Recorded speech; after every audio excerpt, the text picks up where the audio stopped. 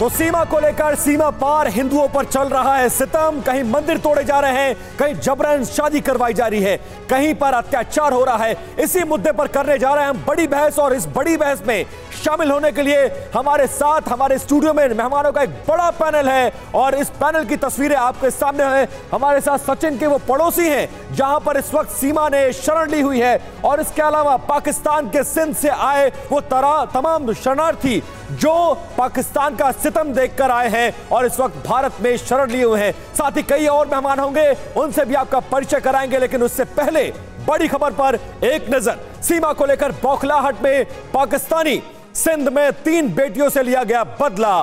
धर्म परिवर्तन कराई गई और मुस्लिमों से जबरन शादी कराया गया। पहले जिन लोगों ने अपहरण किया उन्हीं से उनकी शादी करा दी गई। तस्वीरें आपके सामने कैसे ये 3 बेटियां सिंध प्रांत में रहने वाली उन हिंदुओं की बेटियां हैं जिन्होंने जुल्म सहा है। जी हां, पाकिस्तान में हिंदुओं पर अत्याचार हो रहा है। सीमा ने इसका भी जिक्र किया है। सीमा ने बताया है कि पाकिस्तान में हिंदुओं की हालात बेहद ही खराब हैं। मेरे नाम पर डराने की कोशिश की जा रही है। ये सीमा ने खुद कहा है कि जब से सीमा पाकिस्तान छोड़ भारत आई है तब से पाकिस्तान में रहने वाले हिंदुओं पर जुल्म सितम चल रहा है। मेरे दिलो दिमाग में और जहन में सिर्फ वहाँ के लोगों की है जो हिंदू हैं। ऐसा ना हो मेरी वजह से उनको कोई तकलीफ़ हो। मैं ऐसा नहीं चाहती सर, क्योंकि मैं बिल्कुल भी ऐसा नहीं चाहती थी कि मेरी वजह से किसी को कोई तकलीफ़ हो। और मुझे डर भी लगने लगा है, क्योंकि मतलब मैं नहीं चाहती को किसी को तकलीफ़ हो। मैं इनको भी नहीं छोड़ना चाहती सर। मानती हूँ मैं गलत आई हूँ, पर मैं अपनी मर्ज़ी से आई हूँ और ये भी उनको समझना चाहिए। और जो हैदर है मेरे पति, ये उन्हीं के रिश्तेदार हैं जो ऐसे सब कर रहे हैं। उनको और कोई रास्ता नहीं सूझा तो वो धमकी और डराने की कोशिश कर रहे हैं हिंदुस्तान को, कि ताकि वो हिंदुओं का नाम, अगर मुसलमानों का भी कह सकते थे, उन्होंने हिंदुओं का नाम लेके डराया है कि यहाँ के हिंदुओं के साथ, वैसे भी वहाँ के हिंदुओं के साथ कुछ अच्छा नहीं रखा जाता। उनको कोई अच्छे से त्यौहार नहीं मना सकता, कोई अच्छे से होली नहीं मना सकता। तो अब और भी गलत होगा, तो ये मैं नहीं चाहती कितना गलत हो। और रही बात मेरी, तो मैं यहीं मर जाऊँगी, तब तो उनको विश्वास हो जाएगा। तब क्या करेंगे बोलो। मैं ज़िंदा तो पाकिस्तान नहीं जाऊँगी, क्योंकि वहाँ मेरे साथ बहुत बुरा होगा। कभी भी ज़िंदा पाकिस्तान। और मैं अपनी जो पाकिस्तानी हैं उनसे भी रिक्वेस्ट करना चाहूँगी, उन कानून को जगाना चाहूँगी कि जागो, एक बार उन गांव में जाओ जहाँ से धमकी, उन गांव में जाओ, वहाँ की औरतें देखो, वहाँ का माहौल देखो। प्लीज़ एक बार जाओ। वहाँ पे कानून भी नहीं जाता। जेकमाबाद के कुछ ऐसे गाँव हैं जहाँ पुलिस भी नहीं जाती। और मैं उनसे रिक्वेस्ट करूँगी कि एक बार जाएँ, वहाँ की सिक्योरिटी देखी, क्योंकि जेकमाबाद में हिंदू ज़्यादा रहते हैं, ये सच है। तो सुना आपने सीमा जो हालात बता रही है पाकिस्तान में हिंदुओं का, वो किसी से छिपा नहीं है। और एक बार फिर से सीमा के बहाने पाकिस्तान में रहने वाले हिंदुओं पर जुल्म हो रहा है। इसी पर करेंगे चर्चा। और हमारे साथ इस चर्चा में शामिल होने के लिए कुछ खास मेहमान भी जुड़ गए हैं। उनका परिचय आपसे करा दे। एनके सूद साहब हमारे साथ जुड़ गए हैं, जो कि पूर्व रॉ अधिकारी हैं और पाकिस्तान को बहुत बेहतर तरीके से समझते हैं। डॉक्टर प्रवेश कुमार चौधरी प्रवक्ता हैं वीएचपी के, वो भी हमारे साथ स्टूडियो में मौजूद है। और इसके अलावा कुछ बाहर से भी हमारे गेस्ट हैं, उनका परिचय आपसे करा दे। फकीर शिवा कच्ची जो कि हिंदू एक्टिविस्ट हैं, वो भी हमारे साथ जुड़ गए हैं। और साथ साथ इरशाद अहमद खान जो कि नेता हैं PMNK और इस्लामाबाद पाकिस्तान से, वो हमारे साथ जुड़ गए। सबसे पहले सूद साहब मैं आपके पास आना चाहूंगा और पहला सवाल आप ही से। पाकिस्तान को आप बेहद बखूबी समझते हैं, पहले से ही पाकिस्तान में हिंदुओं की हालत पूरी दुनिया के सामने है। कैसे उनकी तादाद घट रही है, कैसे उन पर जुल्म सितम हो रहा है, और सीमा के बहाने एक बार फिर से हिंदुओं को निशाने पर लिया गया है, कैसे देखते हैं आप? देखिए, मैं आपको एक सबसे पहले बता दूं, पाकिस्तान के खिलाफ 2 सर्जिकल स्ट्राइक हुई थी। 4 बार पाकिस्तान को हमने पूरे तरीके से बर्बाद किया, उनके ऊपर अटैक कर पाकिस्तान ने इंडिया को अटैक किया। और अब इंडियन गवर्नमेंट एक बहुत बड़ा एक्शन लेने वाली है पाकिस्तान के खिलाफ। पाकिस्तान की जो वहाँ पे फॉरेन एक्सचेंज है वो सिर्फ $8 बिलियन है, जबकि पाकिस्तान ने इतना लोन ले रखा जगह जगह से।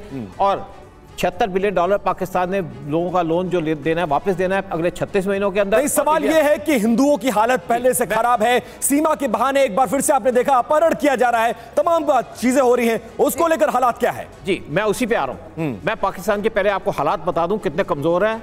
और पाकिस्तान का जो टोटल बजट है वो $50 बिलियन, हमारा डिफेंस बजट साहब आपके पास सारे लौट रहे हैं। लेकिन ना बेहतर होगा जब जवाब खुद PMLN के नेता दे, जो कि इस्लामाबाद से हमारे साथ जुड़े हुए हैं। इरशाद अहमद खान साहब, ये कोई पहला मामला नहीं है जब पाकिस्तान में हिंदुओं की क्या दशा होती है, उनके साथ क्या जुल्म सितम होता है। लेकिन चलिए ताजा मामले पर ही आपसे सवाल पूछ लेते हैं।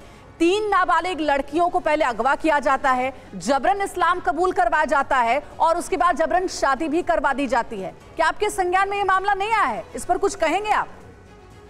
बिस्मिल्लाहिर्रहमानिर्रहीम। मैं ये कहूंगा कि पहले तो शुक्रिया अदा करूंगा। दूसरा, ये जो अभी बोल रहे थे साहब कि मेरे मुल्क की इन्हें चिंता बहुत है, तो भाई साहब हमें मालूम है कि हमें मुल्क को कैसे चलाना है। दूसरी बात यह है कि जो सीमा जी पे आप प्रोग्राम हर वक्त कर रहे हैं सुबह शाम, मुझे तो ये समझ नहीं आ रही है। फिलहाल सवाल नहीं है, सुन लीजिए, फिलहाल सीमा पर सवाल नहीं है, जो ताजा मामला है उस पर जवाब दीजिए।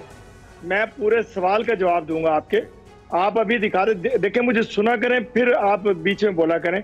आपने पहले कहा कि पाकिस्तान में जैकबाबाद में जहां से ये लड़की जो आप शो कर रहे हैं, जो कि आपकी हिंदुस्तानी है, क्लब डांसर है दुबई की, मिर्ची क्लब की, उसको हमारे सर थोपना चाहते हैं। तो वो पहले तो ये देखिए, ये कहती है जी बड़ी पाबंदियां और बड़े मसाइल हैं पाकिस्तान में। अगर ये जैकबाबाद की और जितना जबरदस्त ये डांस कर रही है, आपके चैनल दिखा रहे हैं मुसलसल, एक तरफ ये कह रही है कि पाबंदी बहुत ज्यादा, दूसरी तरफ ये डांस ऐसा कर रही है कि दुनिया का कोई अच्छे से अच्छा क्लब की लड़की डांस नहीं कर सकती है। दूसरी बात यह है कि इसकी जो वीडियोस आप दिखा रहे हैं, बार बार मैं नहीं जाऊंगी, मैं मर जाऊंगी, ये पिछले 1 माह से आप दिखा रहे हैं। आज की ताजा वीडियो इसकी दिखाइए जो आप इसको प्रोटोकॉल दे रहे हैं, जो आपकी गाड़ियां, जो आपकी एजेंसी है।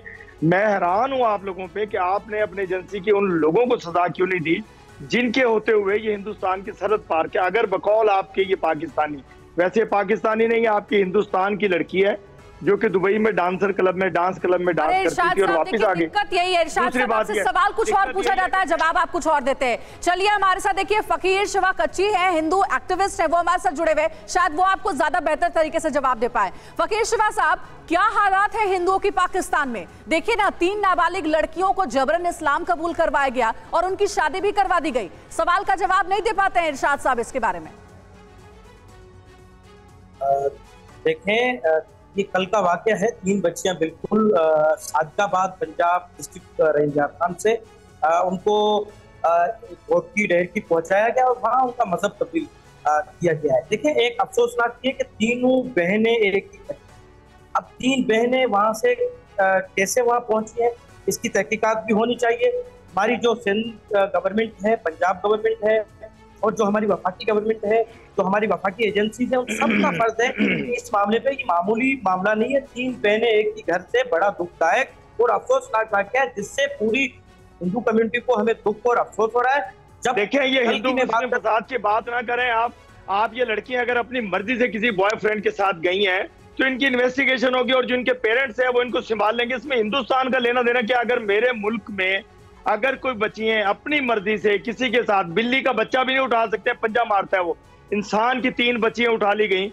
आप किस तरह, कौन सी दुनिया की बात कर रहे हैं? कौन सी दुनिया में आप रहते हो? रहीम यार खान की बात कर रहे हैं। इसी बात पे आ रहा हूं, जिनकी बच्ची होंगी वो खुद देख लेंगे। हिंदुस्तान का लेना देना उसमें क्या है? इरशाद साहब, वो अपनी मर्जी से नहीं गई हैं, उन्होंने बयान दिया है कि उनका अपहरण किया गया, जबरन धर्म परिवर्तन कराया गया और शादी भी उनसे कराई गई जिन पर अपहरण का आरोप है। आप कैसी सफाई दे रहे हैं? मजहब तब्दील नहीं हो सकता। मैं बता रहा हूँ, जबरन मजहब तब्दील किसी का आप नहीं कर सकते हैं। जब तक मैं कलमा नहीं पढ़ूंगा, जब तक मैं हिंदू धर्म में खुद से नहीं आऊंगा, तो आप नहीं ला सकते। ऐसा प्रोपेगेंडा जो कि आप कर रहे हैं, इसको दुनिया का कोई जी शऊर अकलमंद आदमी नहीं मानेगा। 3 लड़कियों का जरा बताइए, जरा इन्हें आईना दिखाइए और बताइए पाकिस्तान में हिंदुओं की स्थिति क्या है। शिवा साहब जरा बताइए पाकिस्तान में हिंदुओं की स्थिति क्या है? बहुत सारे धर्म परिवर्तन कराया जाता है। बहुत सारे हिंदू मेरे वजीर हैं, मेरे पंजाब गवर्नमेंट में वजीर है, मेरी नेशनल बात सुन लें। ऐसी कैसी बात करते हैं आप लोग? देखें सर, एक मिनट मैडम, एक मिनट शिवा कच्ची साहब आप रिप्लाई करिए। शिवा साहब आप रिप्लाई करिए, एक मिनट मैडम। हिंदू बड़े जैसे बच्चियां तीनों ये डहर की पहुंची हैं पंजाब से, तो ये कैसे पहुंची, इनकी तहकीकात होना जरूरी है। मैंने शुरू में ये, आपने मेरी बात सुनी या नहीं सुनी, मैंने यही बात की है कि तीनों बहनें, अब देखो एक ही घर की तीनों बहनें, उसके घर में क्या प्रोग्राम होगा, बातें कह रहे हैं ना, ये बहुत बड़ी है। और जो लड़कियां हैं उन्होंने बयान भी दिया है बाकायदा कि उनका अपहरण किया गया और जबरन उनसे इस्लाम कबूल करवाया गया। इरशाद साहब, पहले अगर आप जांच कर लेते ना पूरे मामले की तो ज्यादा बेहतर होता। और एक चीज और मैं आपको यहाँ बताना चाहूंगी, हम यूं ही हवाई बातें नहीं कर रहे हैं इरशाद साहब, हमारे साथ स्टूडियो में ये वो लोग मौजूद हैं जो कि पाकिस्तान में प्रताड़ित होते थे और अब भारत में आकर के रह रहे हैं, लगातार ये बता रहे हैं कि किस तरीके के वहां पर हालात थे। जरा आप बताइए, पीएमएलएन के नेता हमारे साथ जुड़े हुए, वो कह रहे हैं कि हमारे मुल्क में हिंदू बिल्कुल महफूज हैं। क्या वाकई में हिंदू महफूज हैं? आईना दिखाइए उन्हें जरा। देखो 22% में अब कितने हिंदू बच गए, वो बकाया कहाँ गए? इनसे यही पूछ लो, बकाया कहाँ गए? मार दिए, लूट लिए, उनको धर्म परिवर्तन कर दिए। आज 2% हिंदू बचे हैं पाकिस्तान में, इनसे पूछिए वो कहाँ हैं, बकाया कहाँ है जी? ये नहीं बताएंगे। वहाँ पे क्या है, माता बहनों पे अत्याचार इतना बढ़ रहा है, पूरे विश्व को पता है। ये क्या है, ये चोर सच्ची बात नहीं बताएंगे। ये क्या, ये चोर है, क्योंकि ये सच्ची बात नहीं बताएंगे कि देश में ये हिंदू शनार्थ, हिंदू परिवारों का शराब है। ये पाकिस्तान उजड़ जाएगा, बचेगा नहीं, एक तिल भर भी यहाँ नहीं बचेगा। अगर इतना अत्याचार हुआ है मंदिरों पे और हिंदू बहनों पे हुआ है, और जितना वो तड़प तड़प के मरे हैं और तड़प तड़प के देश छोड़ा है, वो सारे विश्व को पता है कि पाकिस्तान के मुसलमानों ने, इन्होंने कितना जुल्म किया हिंदुओं के साथ। इरशाद साहब, मुझे लगता है ये जवाब काफी होगा। चलिए, अगर इससे भी संतुष्ट नहीं है, ये देखें जो आपका नमक एक महिला का जवाब सुना देते हैं। इरशाद साहब, मैं कह रहा हूँ कि पाकिस्तान में रहने वाले किसी हिंदू से पूछिए आप, जिनको अरे भाई ये वही लोग हैं, ये वही हिंदू हैं जो पाकिस्तान में रहते थे, जो आपका नमक, लेकिन वहाँ पर उनकी क्या हालत थी, इसलिए यहाँ वापस आए हैं। जुबान बोलेंगे, देखिए जुबान आप ही की बोलेंगे, जो मेरे पाकिस्तान में हिंदू हैं उनसे बात हमारी बहन है, सुन लीजिए, 12 साल की, 14 साल की 3 हमारी बहन है, उनको संभालने पा रहे हो? वहाँ से वो अपना एक बहन जी हमारे पास यहाँ आ गई, उनके लिए हमारे लाखों की तादाद, हजारों की तादाद में वो जब पता चल जाएगा, परिवर्तन कर रहे हो। अब हमारे बच्चे वहाँ, उनको तो संभालो पहले। हमारे वहाँ पे हिंदू, उनको तो रोटी तो दो खाने के लिए, वो भूख मर रहे हैं, रोटी तो दो उनके लिए, उनको संभाल नहीं पा रहे हो। रोटी दो, रोटी वहाँ की सरकार है, उनको कह रहे हैं रोटी दो खाने के लिए, बेटियों को तो लूट रहे हैं, रोटी नहीं दे पा रहे हो। अब कहाँ से आओ, वहाँ पे हिंदू की सुरसत है, कहाँ के वहाँ के हिंदू हमारे सारे के सारे वहाँ इज्जत से जीवन गुजार रहे हैं। वो बेचारे डर के मारे, हमारे गरीब हिंदू वहाँ बेचारे कमा के खिला के, जमींदारों को खिला के थक गए। जवाब ले लेते हैं आपके सवाल का, आपके सवाल का जवाब दोनों। इरशाद साहब, मुझे लगता है कि ये जो दर्द है ना, ये इन लोगों की जो तकलीफ है, जिस दर्द में ये थे पाकिस्तान में और इन्हें भारत आना पड़ा, इसका जवाब अगर दे दीजिएगा तो ज्यादा अच्छा रहेगा। खाने के लिए रोटी नहीं है, घर लूट लिए जाते हैं, मंदिर तोड़े जाते हैं, बहू बेटियों की इज्जत के साथ खिलवाड़ किया जाता है। ये तो हालात है हिंदुओं के पाकिस्तान में। देखिए, मैं आपको एक बात जवाब ले लेते हैं कि जितना जबरदस्त मुल्क मेरा है और जितने अख्तियारात हर कम्युनिटी को पाकिस्तान में शायद ही दुनिया में किसी के हों, हिंदुस्तान में मैं जाता रहा हूँ, मैं देखता हूँ आपके हालात, और हिंदुस्तान को मैंने बड़ा बेहतरीन तरीके से देखा है, जो कुछ वहाँ लोगों के साथ। इरशाद साहब, एक बात बताइए, आप अपने मुल्क पे बात करें ना। इरशाद साहब, एक बात बताइए, एक बात बताइए, एक बात बताइए, जवाब दीजिए ना। मेरा मुल्क बिल्कुल ठीक है, मेरा मुल्क बड़ा पुरअमन है, बड़ा मजेदार मुल्क है मेरा।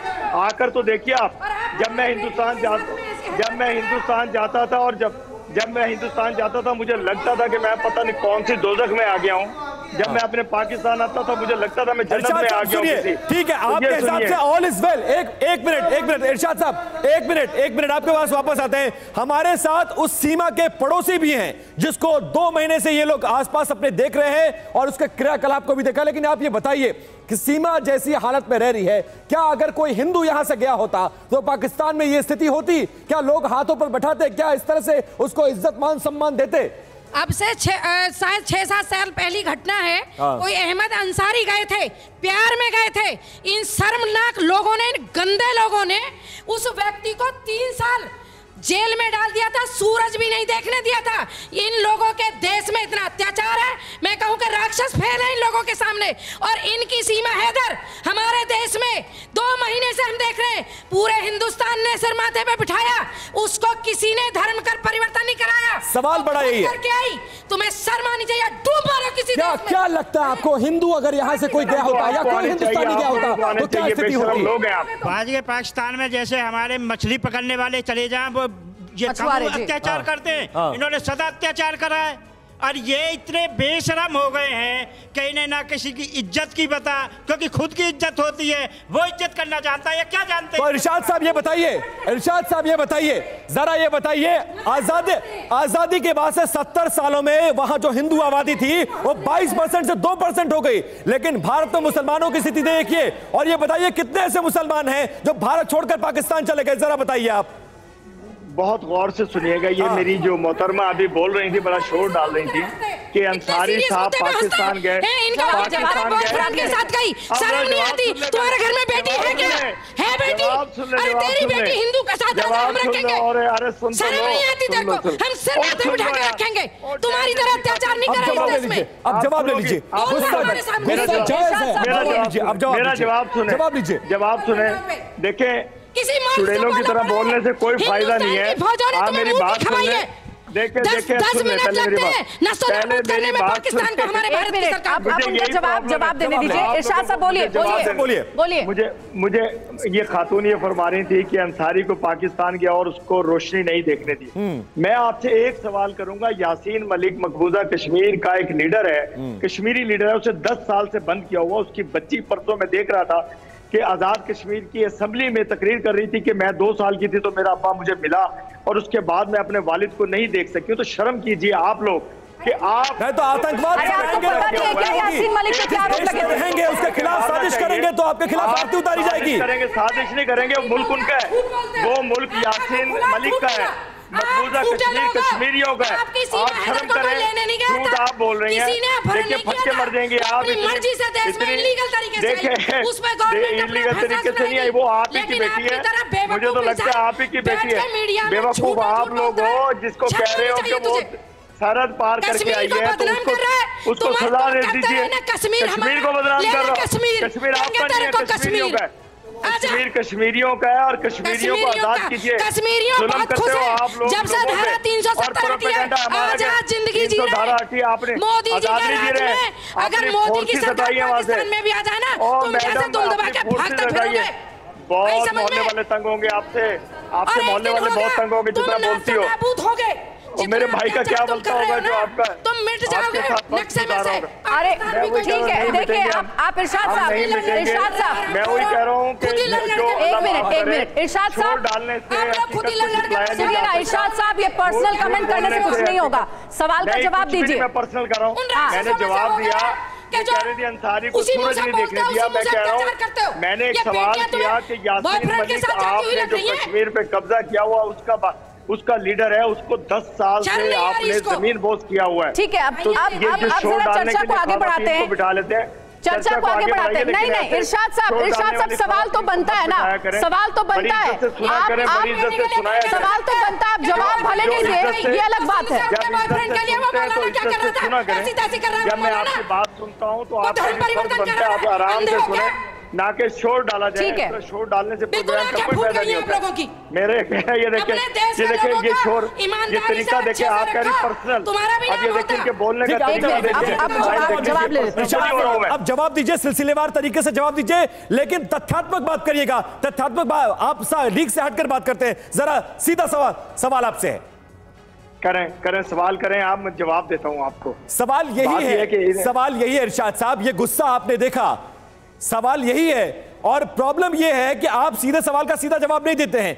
22% हिंदू थे, 2% बचे हुए हैं। एक भी मुसलमान का नाम बताइए जो आजादी के बाद से भारत छोड़कर पाकिस्तान शिफ्ट हो गया हो, अगर इतनी अच्छी स्थिति है मुसलमानों की वहां, तो बताइए जरा। मैं अगर यकीन कीजिएगा, अगर सुनिएगा जरूर, हाँ बोलिएगा मत। मेरे घर में मेरी बड़ी भाभी, मैं सहारनपुर से शादी करके लाया हूँ, अगर वो उसको मैं टीवी पे बिठा दूं, वो बताएंगी आपको कि कितनी खुशो-खुर्रम है, हिंदुस्तान में कैसी थी और पाकिस्तान में कितनी खुश है। ये मैं अपने घर की बात बता रहा हूँ, अपनी फैमिली की। सहारनपुर से लेकर के आए, यहाँ से मैं बारात लेकर के गया था, तो अल्हम्दुलिल्लाह पाकिस्तान इतना मोहब्बत करने वाला मुल्क है। आपके घर की बात नहीं पूछी जा रही है, पाकिस्तान में रहने वाले गरीब हिंदुओं के बारे में पूछा जा रहा है। क्या कि हिंदुस्तान से जो औरतें, जो हिंदुस्तान से कोई आया, मैंने आपको जवाब दिया। रहने वाले हिंदुओं के बारे में बताओ ना। देखिए अरे मुसलमानों पर पाकिस्तान में अत्याचार नहीं कर रहे, हिंदुओं पर अत्याचार कर रहे हैं।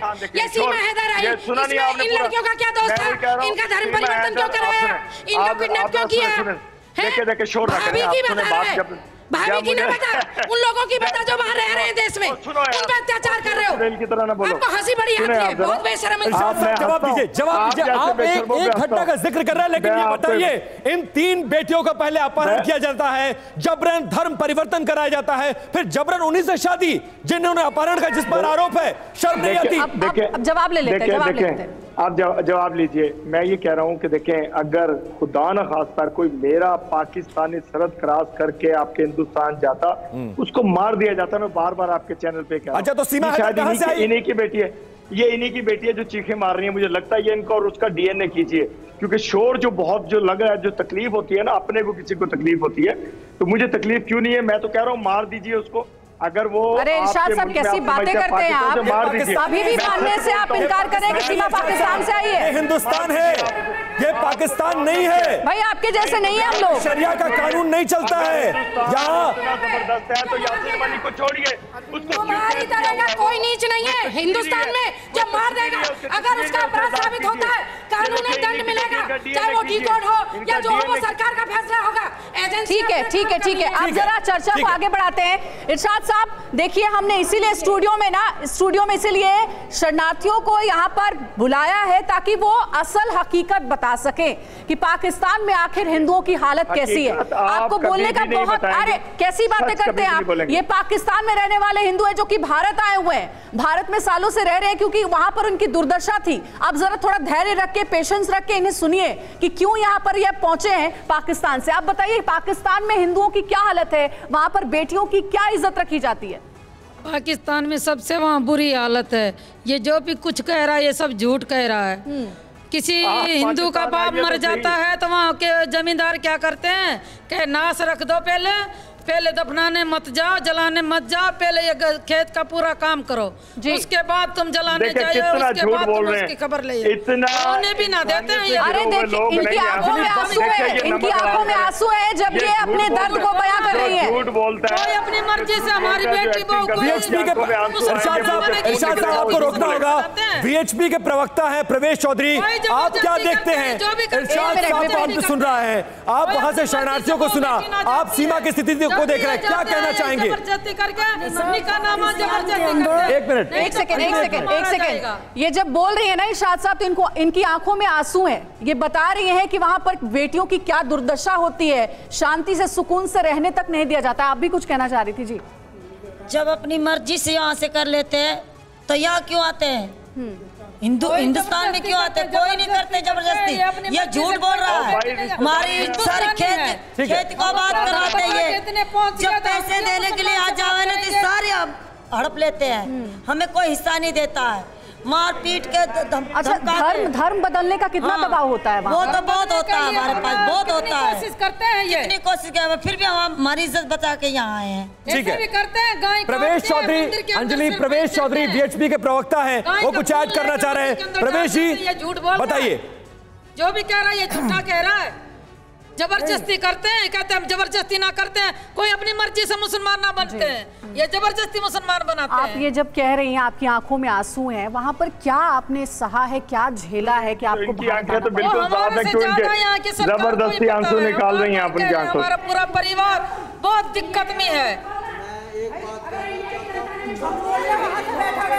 अगर यहाँ आ गया ना तो काट जी। कुछ हमारे भाई हिंदू वहाँ पे हैं, वहाँ के पाकिस्तान में कुछ हमारे हिंदू, उनको तो थोड़ी सी इज्जत दे दो, थोड़ी सी इज्जत दे दो उनको, थोड़ी सी इज्जत रोटी खाने के लिए तो दे दो उनको जीने दो, उनको जीने दो, बहू बेटियों को जीने दो। उनको धर्म परिवर्तन क्यों करवा रहे हो? ये अत्याचार क्यों करवा रहे हो? उनको जीने दो भाई, उनको जीने दो, कम से कम उनको जीने दो, दो वक्त की रोटी तो खाने दो भाई। ठीक है अंजलि, कुछ और हमारे साथ स्टूडियो में कुछ और मेहमान हैं, उनका रुख करना होगा।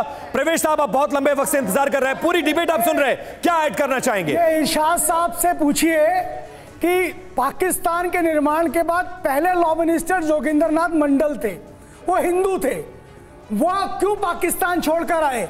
वो मिनिस्टर थे, उस मिनिस्टर की औकात भी, उस मिनिस्टर की स्थिति भी इन मुल्ला इस्लाम के लोगों ने, मुल्लावादी इस्लामिक लोगों ने उनकी ऐसी स्थिति करी कि वो वहां से भागकर के भारत में आए और उन्होंने अपनी चिट्ठी में लिखा कि किस प्रकार से हिंदुस्तान के से जो हिंदू गए वहां ले जाने के लिए मेरी जीवन की सबसे बड़ी भूल है। सबसे बड़ी भूल थी। सूद साहब जल्दी से, कुछ 30 सेकंड का वक्त है, आप ऐड करिए। सूद साहब, ठीक है प्रवेश जी, सूद साहब कुछ बोलना चाह रहे हैं। पाकिस्तान के ही कानून मंत्री, ठीक है प्रवेश जी 30 सेकंड। सूद सर, पाकिस्तान के अंदर किसी हिंदू की डेथ हो जाती है तो उसको 100 किलोमीटर दूर जाकर उसको जलाना पड़ता है, उसको परमिशन नहीं दी जाती अपने जो फैमिली के मेंबर जलाने की।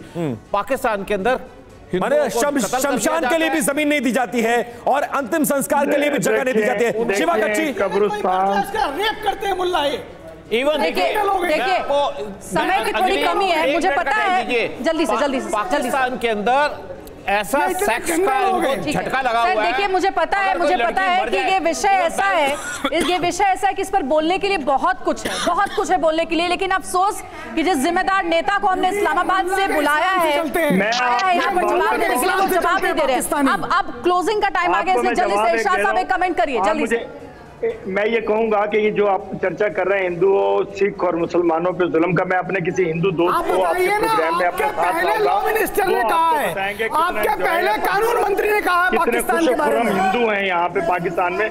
मैं नेक्स्ट प्रोग्राम में किसी हिंदू भाई को, अपने दोस्त को यहाँ से प्रोग्राम में लाऊंगा। ठीक है, समय की कमी थी इरशाद साहब, लेकिन आपने जवाब नहीं दिया और हम हवाई बातें नहीं कर रहे हैं। यहाँ पर उन लोगों को बिठाया है जो कि आपके ही मुल्क में रहते थे, लेकिन इतना जुल्म होता था कि भारत इन्हें आना पड़ा है।